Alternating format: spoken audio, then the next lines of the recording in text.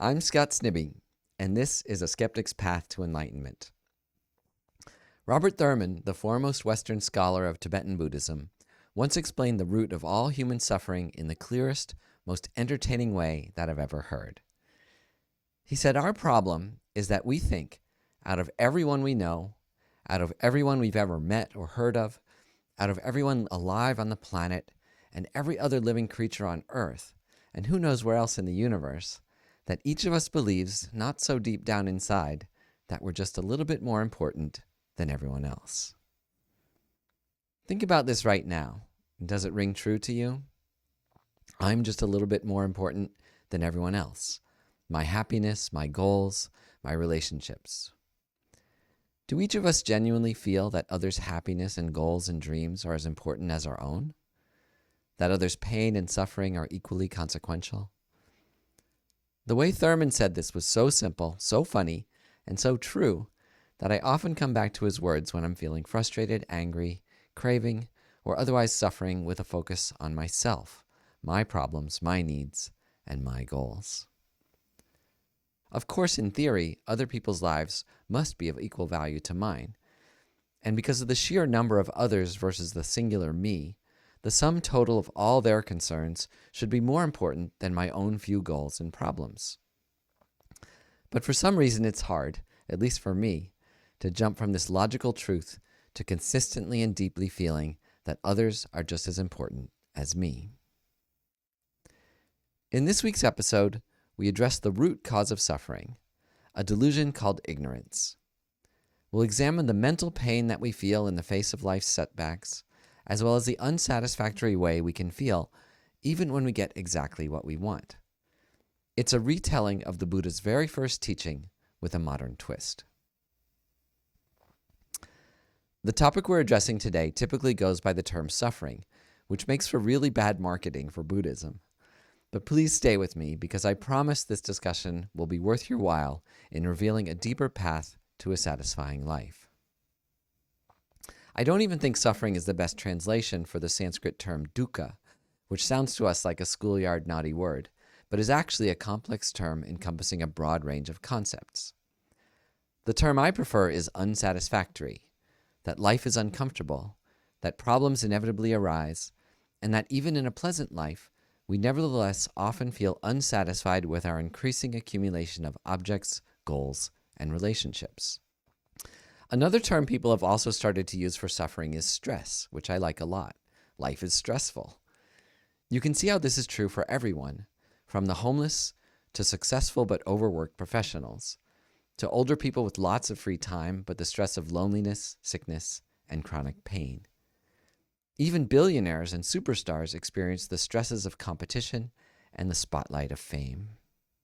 The higher you climb, the fiercer the competition, and the more you have to lose. I'm going to hone closely to the traditional approach to this topic, where we go through an almost comically exhaustive list of what sucks about life. Then we move into the mind, where we find the delusions that are the true source of our mental anguish, and also find there the antidotes to eliminate them. There's no way to avoid problems in life, but there are ways to remain happy regardless of what problems you encounter. I've often summarized Buddhism to my friends by saying that its mind training techniques don't guarantee freedom from problems, but instead offer a path to happiness and calm through whatever problems we inevitably face. Traditionally, Buddhism describes 3 types of suffering, and it's helped me immensely to understand suffering through this lens, with a simple structure that I often bring to mind in daily life when encountering problems. Instead of being surprised by problems, now, when I encounter them, I'm often able to think, right, it's that one, with a small sense of accomplishment at being able to label problems without becoming wholly caught up in them. The first form of suffering is called the suffering of suffering, the things that we all agree are painful, like poverty, sickness, aging, and death. Anything that's unpleasant. Being criticized, feeling lonely, violence, and the discomfort of heat and cold and physical pain all fit into this category too. You may ask, what's the point of meditating on the things that cause us pain? The point is the same one that we began with when we started this podcast, to come to a more realistic view of life. With a more realistic view of life, we're then prepared for the inevitable suffering we'll each experience. And reflecting realistically on suffering helps us turn toward healthy forms of refuge to cope with pain, leading to a genuine happiness and contentment that's no longer dependent upon our circumstances. The second type of suffering is called the suffering of change. This is a more profound meditation and better fits the term unsatisfactory because it addresses the dissatisfaction that we feel even when we're enjoying life's pleasures. In fact, it's this category that often drives people to Buddhism, and this was the cause for me personally. As I started to check off the goals that I had in life, good job, good reputation, nice place to live, a partner, possessions, and so on, I found that I still felt a sense of dissatisfaction and irritation. Why is that? The Buddhist view is that no external object brings lasting happiness on its own. Not even a great job, a beautiful home, piles of money in the bank, or even a loving partner. There's a simple logic we use in Buddhism to establish this. If external things were the cause of happiness, money, relationships, kids, status, then the more of these we had, the happier we'd get. But that's not the case. As we achieve and consume and collect more in life, it's often the case that we become less happy and long for the simpler life that we had before. If you're a White Stripes fan, there's a great 1-minute song called Little Room that's all about this, from the point of view of a musician. The song talks about how, when you're starting out in your little room, you feel hunger and creativity and a drive to obtain the bigger room of success. But then, once you finally get to that big room in life, you find yourself wistfully looking back at that little room, sometimes having nothing to say in that expensive big room, and needing to think back to your little room for inspiration. Happiness and satisfaction are internal experiences of the mind that don't depend on external conditions. You can have billions of dollars in the bank and feel unsatisfied. And you can be destitute and feel content, happy, and satisfied. My father's someone like this, someone who's terrible with money, regularly on the edge of financial ruin, and yet he's also one of the happiest people I know on earth. He's so happy to wake up and enjoy another day of sunshine and smiles where he lives, and he doesn't need anything else. From examples like his, we can see that happiness and suffering have mental, not physical causes. Of course, though, there's a basic level of needs that everyone requires to even think about such questions. It's a luxury to contemplate the suffering of being well off, or being bored, or competing to stay at the top. There's something called Maslow's hierarchy of needs that explains the levels of needs that we satisfy in turn before we get to the luxury of the highest point in the pyramid, the self-actualized search for meaning in life. The suffering of change can be summarized succinctly into 3 points. The first is that objects we desire change. They wear out, they're fragile, and unreliable. Relationships and status and health can change in an instant. We could lose our job tomorrow. Our partner could leave us. We could fall ill or have an accident. We could go from being respected to ridiculed, justly or not. This is the uncertain nature of life. A next form of the suffering of change is that, even when our objects don't wear out, even when we don't lose our jobs, and even when our partners don't leave us, our minds can still change. We can get sick of our old phone, fall out of love, or get bored with our job. So the second form of the suffering of change is how our mind is impermanent, how it too is always subject to change. The last way of understanding the suffering of change is that even when objects don't wear out, and even when we don't get sick of them, still, when we die, we lose them too. Contemplation on the suffering of change isn't meant to depress you, and you don't need to give up the pleasing experiences of life. But the point is to come to a realistic view that external objects can never be wholly satisfying, that we need to turn inward for a more reliable source of happiness, one that actually helps us better enjoy life's pleasures as we fully embrace their impermanence.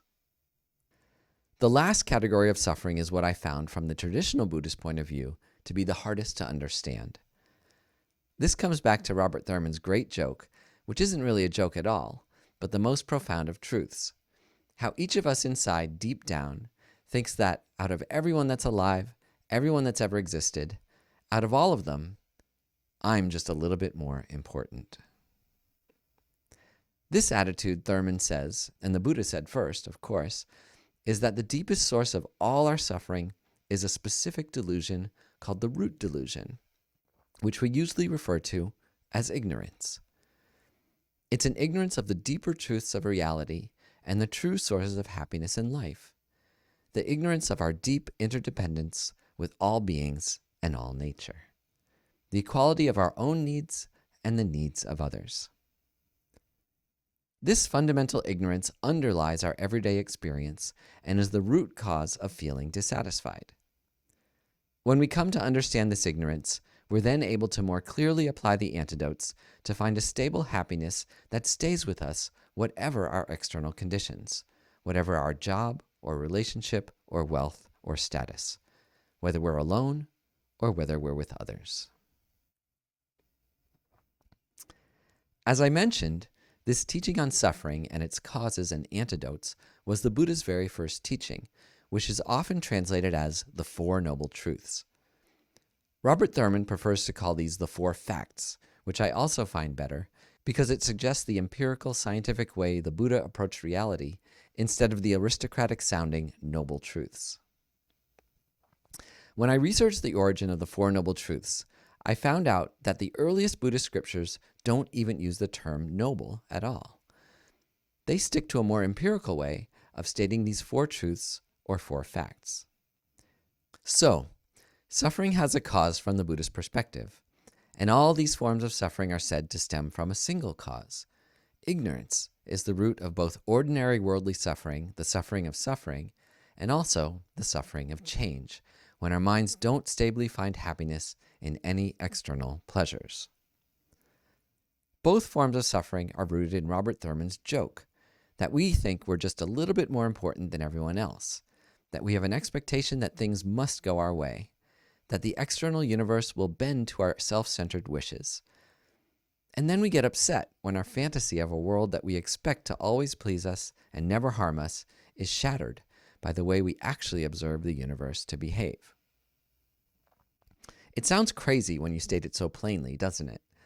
Most of us really do see the world this way, that we expect it to bring us only good and for problems to avoid us.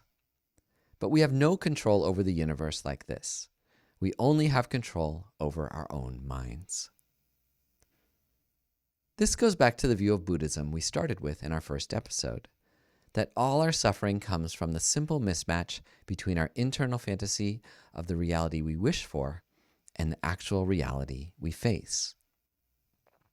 To put it more plainly, the cause of our suffering is self-centeredness, and the antidote is to come to a clearer sense of our own importance as equal to others, not inferior and not self-sacrificing, but to attain a healthy sense of self-respect and an equal respect for others.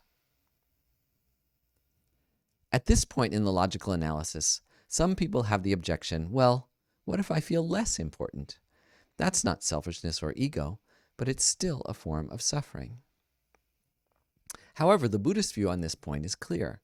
Feeling sorry for yourself or inferior to others is just as equally a manifestation of ego as is feeling superior to others. Instead of thinking I'm a little bit more important than everyone, or a lot more important if you look at some of our leaders, feeling less important is an equally self-centered approach. You're still thinking of me, but now it's poor me, feeling sorry for myself. Feeling that everyone else is better off than you is, unfortunately, also seen as a manifestation of ego and an equally mistaken view of reality. It's a shame to feel this way about your precious life, that it's not important, that you're inferior, because your life is profoundly important.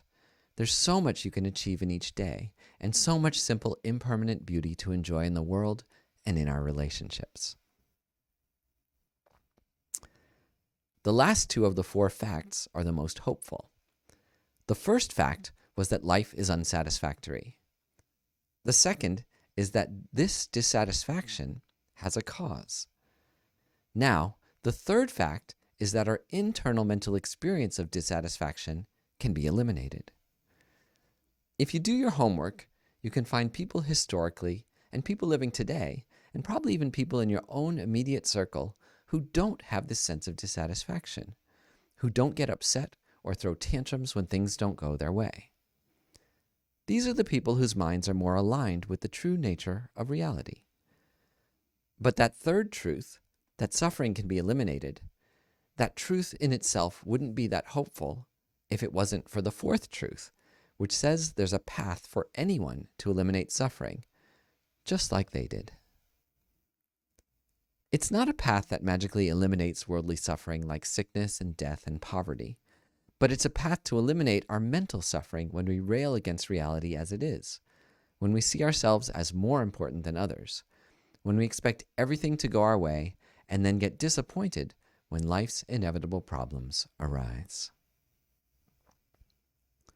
To align our minds with the way things truly are, to find our inner best nature, and to put our expectations in line with reality, then, is the cause of happiness. Paradoxically, expecting problems becomes the source of our happiness, because problems inevitably occur. Yet if we're ready for them, we can maintain a stable, even happy mind. This is why Buddhists are always thinking about suffering and death. We're not depressed or pessimistic. We're realists, aligning our minds with empirically observable inner and outer realities. We typically call these states of mind that aren't aligned with reality delusions. The root of all our suffering and dissatisfaction is these delusions. In fact, as you're starting to see with Buddhism in this tradition, there is another numbered list that comes into play here, the 3 root delusions, which I'll talk about in a moment. But before I do, if you have a tiny bit of experience with Buddhism, you may have heard something different. That it's not delusions, but karma that's the root of our problems. Invisible seeds planted by bad deeds we did in past lives that ripen without our control and cause us to get a great job or break our leg or get cancer or live a long, peaceful life. This view can be a huge turnoff to those of us who can't find scientifically verifiable evidence for past lives. And it starts to make Buddhism look not like an empirical adventure into the mind, but like another faith-based religion with a set of unverifiable beliefs at its core, where karma looks a lot like religious predestination. But the actual Buddhist view of karma is not so mechanistic, even for those that believe in past lives. Karma is not a random sentence to a reactive life of chaos, where every time something bad happens, you feel guilty for your past lives' past deeds. And every time things go well, you feel proud of your mysterious, forgotten acts of goodness. The teachings on cause and effect, at least in the Tibetan Buddhist tradition I'm most familiar with, say that karma itself is a dependent phenomenon, also caught up in our mental habits. These mental habits are the real cause of our suffering and not mysterious karmic seeds. I want to emphasize this point here, that even for Buddhists who wholly believe in karma that ripens across multiple lifetimes, their view of the working of cause and effect says that karma cannot ripen unless our delusions are active. It took me a couple decades of researching and thinking and meditating on this topic, and also listening and talking to my teachers, to arrive at this relatively simple point of understanding, that it's one's mental training that's most important when we look at cause and effect. Your future happiness depends on the environment you create within your mind right now. It's our mind's habits that cause us to respond destructively or constructively to life's challenges and windfalls, not the acts themselves. And we can start reinforcing these positive habits right now. You're doing it as you listen to this podcast. creating the causes of your future satisfaction by cultivating a more realistic view of life's problems. So once again, we end up full circle back at the mind. Because again, that's all we really have. All each of us experiences is our inner mental model, mental interpretations of invisible, soundless, tasteless, perceptual experiences that combine with memories, thoughts, and emotions that our brains and minds mix into a fabricated virtual reality of color, sound, form, and strong emotional reactions to conjured illusions. The emotions that disturb us, the emotions that cause us continual pain, this fourth truth of reality, the fourth fact, is that our delusions are the root cause of our suffering. But the good news is that these delusions can be reduced and eliminated. So let's dive into what the delusions are and their antidotes. The three root delusions from the Buddhist perspective, the true causes of our suffering and dissatisfaction, are typically called attachment, anger, and ignorance. These words have Western definitions, so it's useful to open up your mind to the Buddhist definitions and let go of how you understand these terms conventionally or clinically. If we didn't have delusions, it's taught that we wouldn't suffer. And if you've been lucky enough to meet people who lack such delusions or in whom they are greatly reduced, you've seen this for yourself. My main motivation for entering this path was through observing the profound love and kindness and patience and forgiveness of the Dalai Lama, and then later, the profoundly good qualities of my own Tibetan and Western teachers. I saw the third truth for myself in action. I saw real people who seemed to have eliminated anxiety and compulsive desire and endless striving. People I could sit down a few feet in front of and listen to and observe their joy and contentment up close. Some of my teachers had far more difficult external circumstances than I did, imprisoned or tortured for years in Tibet, friends and family murdered, forced to abandon their culture, then struggling for resources in addition to their ordinary sufferings of sickness and pain and loneliness. Yet I seemed to suffer far more than my teachers from less severe problems with relationships, family, work, health, and money. From this perspective, the delusions are the root cause of our suffering, not external circumstances. And for that reason, these three root delusions are often called the three poisons. It's that serious, and they're that destructive. They poison our ability to be happy, to be present and connected, to enjoy and make the most of our fleeting lives.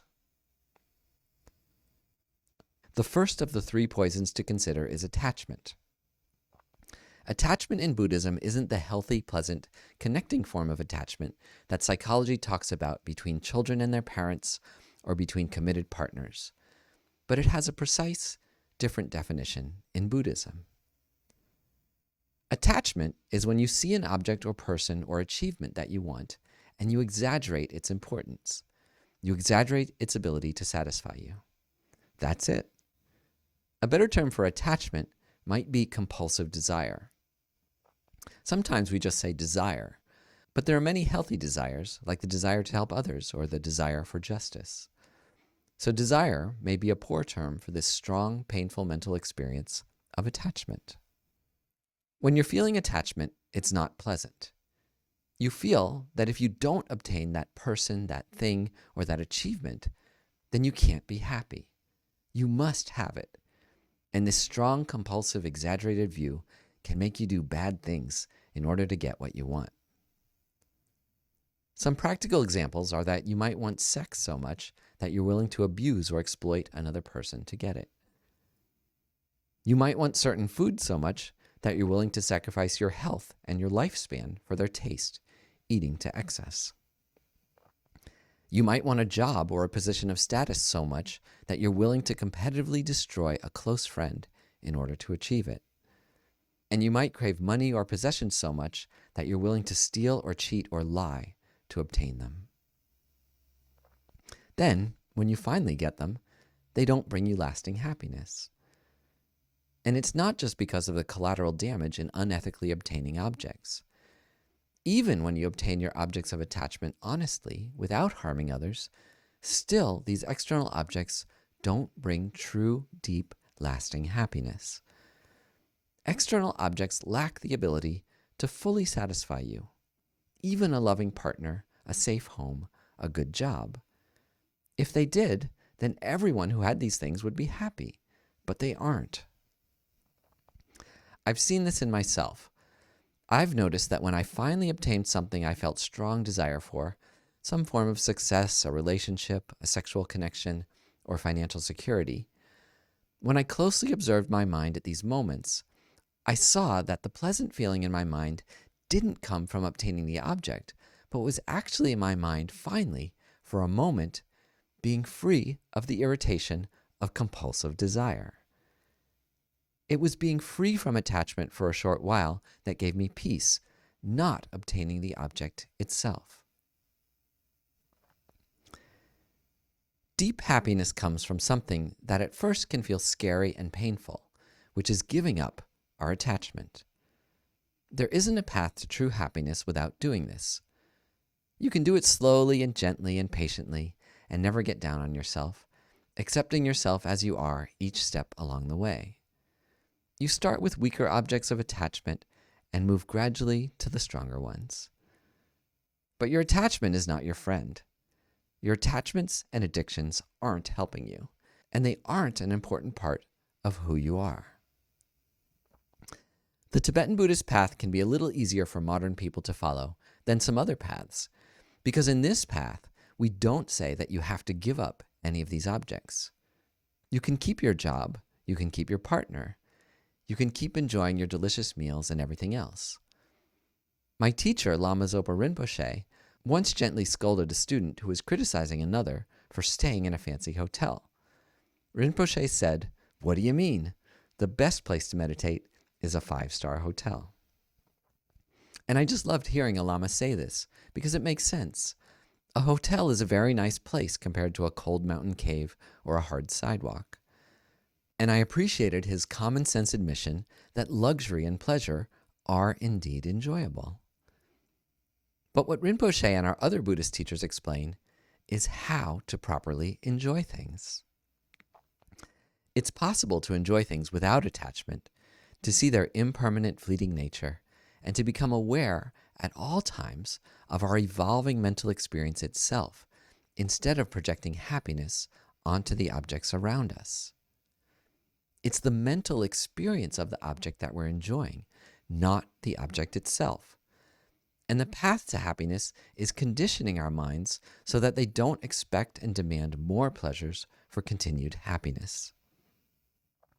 In this way, paradoxically, from this middle way Tibetan Buddhist view, you'll actually enjoy life more by accepting whatever comes to you, whether it's pleasure or pain. Next week, we'll do meditations on the antidotes to attachment. But for now, to quickly mention them, when you find yourself feeling strong attachment, you can observe that feeling and see how it's an exaggerated one. You're grossly over-exaggerating the ability of that object to please you. So one antidote is to realistically and deliberately consider the faults of the object you're craving.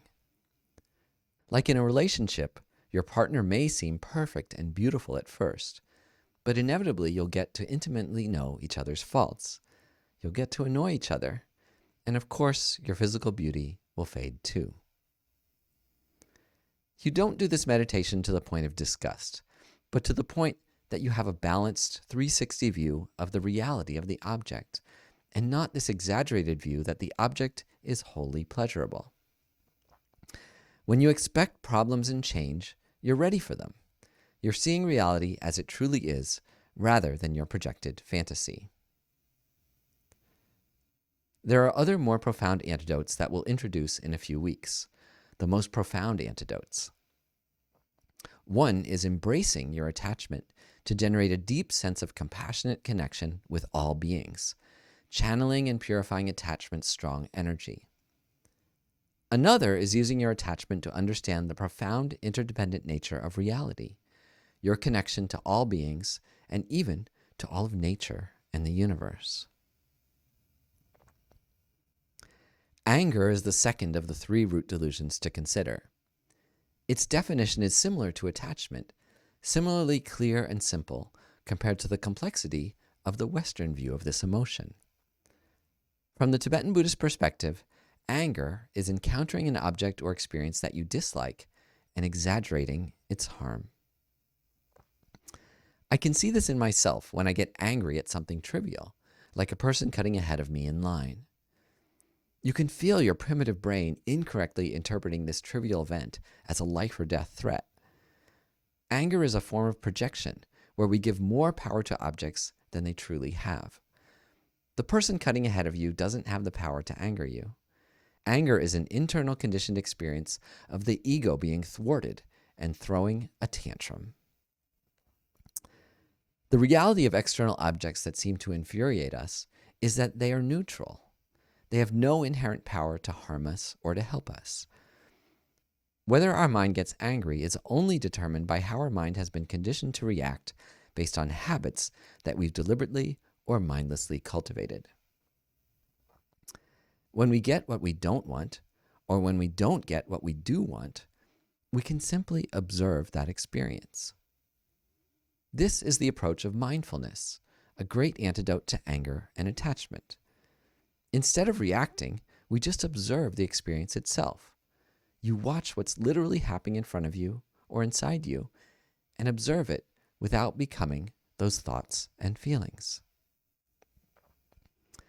Then you can observe your reaction. You can observe your anger, or with the prior delusion, you can observe your attachment.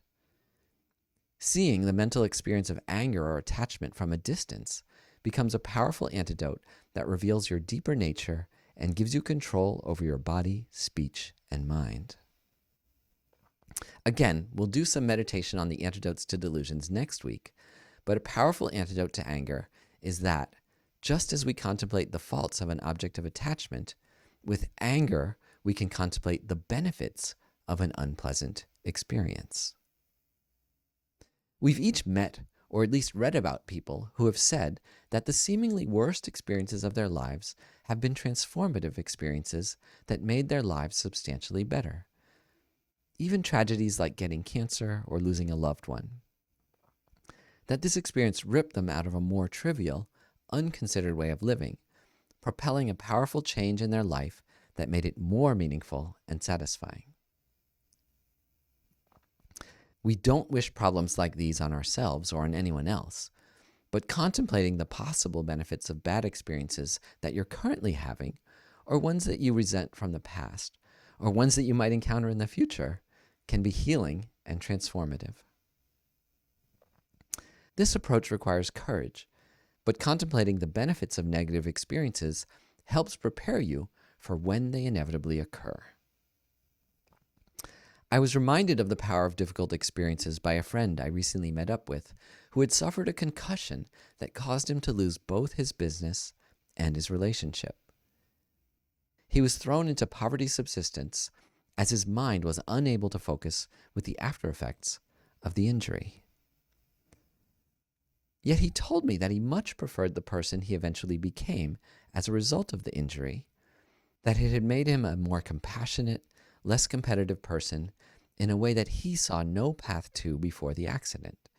It had driven him toward healthy mental and physical pursuits like yoga and meditation that profoundly transformed his life. Contemplating the benefits of difficult experiences is the main practice that's taught at this stage of the path. Other, more subtle antidotes occur later on the path.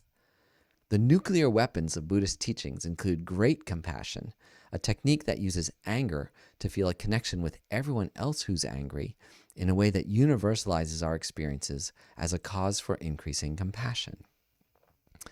Another very strong technique that we'll also explore later is the subtler expansion of cause and effect, where we go more deeply and subtly into the dependent origination of all phenomena and see how everything depends on the mind itself. The last delusion is the root cause of all the others. It's called ignorance, and it's not as precisely defined as anger and attachment. Different traditions have varying descriptions of what ignorance is, depending on the time, culture, and audience. However, they all map to different teachings that the Buddha gave, and there are coarser and subtler views of ignorance. To be practical, ignorance is an ignorance of the causes of happiness and the causes of suffering. Every day, countless people who want to be happy instead create for themselves the causes of suffering by not understanding the true causes of happiness.